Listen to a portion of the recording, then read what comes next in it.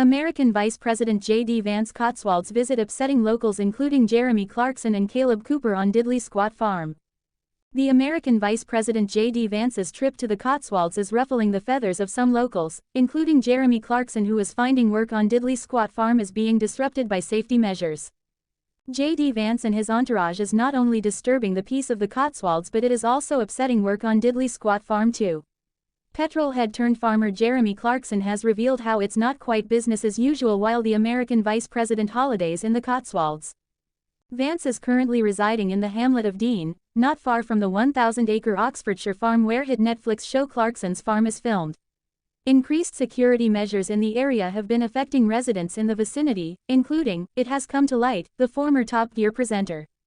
A no-fly zone, roadblocks and a heightened police presence are just some of the actions implemented to keep the U.S. politician safe on his trip to the UK. A trip to a local high-end farm shop, Dalesford Organic, on Monday, August 11, saw a huge motorcade of blacked-out vehicles heading to the store. Clarkson's farm finds itself within the no-fly zone in place across the area, leading to disruption in filming the latest series Down on Diddley Squat. Sharing a photo of the no-fly zone map, Clarkson wrote, "We are the pin. So on the downside, no drone shots today. On the upside, no annoying light aircraft."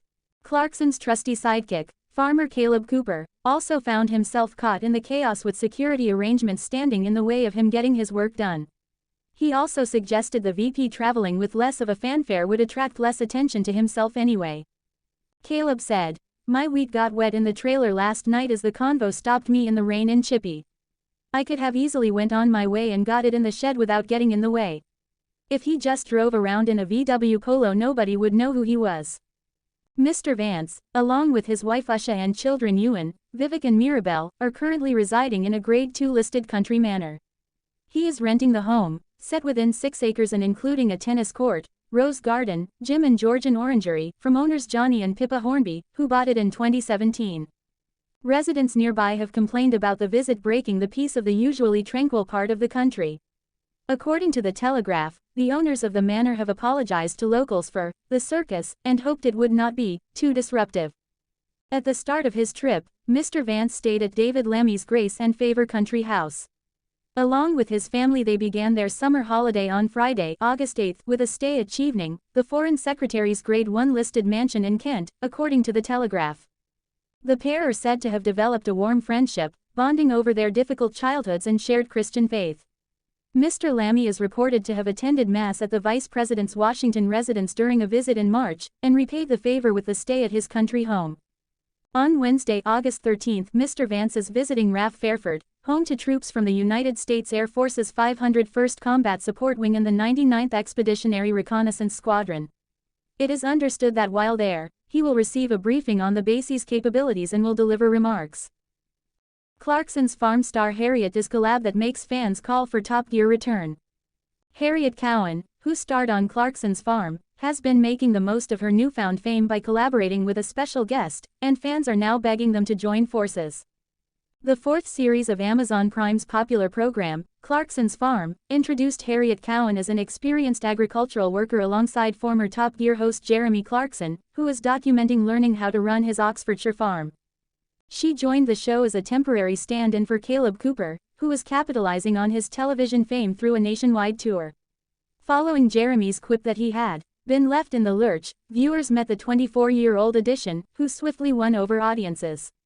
However, halfway through the series, Harriet's assistance was no longer required when Kaleb made his return, leading to her departure of the show despite becoming a cherished cast member. As supporters couldn't resist Harriet's appeal, they've begun following her across social media platforms. She regularly posts glimpses of her daily routine with her 762,000 TikTok subscribers, continuing her agricultural career whilst also having recently starting a new job with the BBC. However, she made some changes in her latest upload, as she was seen doing a collaboration with a very special guest. "The collab you never knew you needed. We never claimed to be coordinated," she captioned the footage alongside a crying with laughter emoji. The clip begins with a gray Mercedes and a tractor positioned side by side before each vehicle's doors swing open. Harriet, dressed in a denim mini skirt and striped t-shirt, was captured stepping down from the tractor. Meanwhile, Izzy Hammond, daughter of Top Gear co-presenter Richard Hammond, was spotted emerging from the Mercedes, donning a matching striped top paired and white denim shorts. The duo then approached one another and recreated the memorable handshake sequence from the 1998 film, The Parent Trap. The brief video segment swiftly captured fans' attention, with many pleading for the pair to feature in a Top Gear revival. Next Grand Tour, Harriet Cowan as Jeremy, Millie Stennett as May, and Izzy Hammond as Richard, one person commented. They weren't alone in this suggestion, as another viewer remarked, next gen of the Grand Tour. Who can we have as May? Yes, let's go Izzy Harriet, who will be the third. We need a new generation of a car show, y'all know, a third viewer said. Meanwhile, a fourth added, Amazon Prime needs to jump on a TV show with these two. With guest appearances from certain other people, please. 25 Blatant Keir Starmer lies to make your blood boil. How is this man still PM? Labour like to accuse Boris Johnson of lying. Compared to Keir Starmer, Bojo was a clown. Last December, I warned Starmer had lifted lying to a new level, and he wasn't going to stop. Well, he hasn't. This week, the truth emerged about the shabby Chagos Islands handover. Starmer said it would cost £3.4 billion. The real figure, £35 billion. That's 10 times more than he claimed, and he tried to hide the truth from us. If that doesn't make your blood boil, here's another 24 times Starmer was economical with the truth. 1. The 10 Pledges Con. Starmer won the Labour leadership by promising 10 hard-left policies, from scrapping tuition fees to ending the two-child benefit cap. Once in charge, he dumped the lot. To be fair, that was a good thing.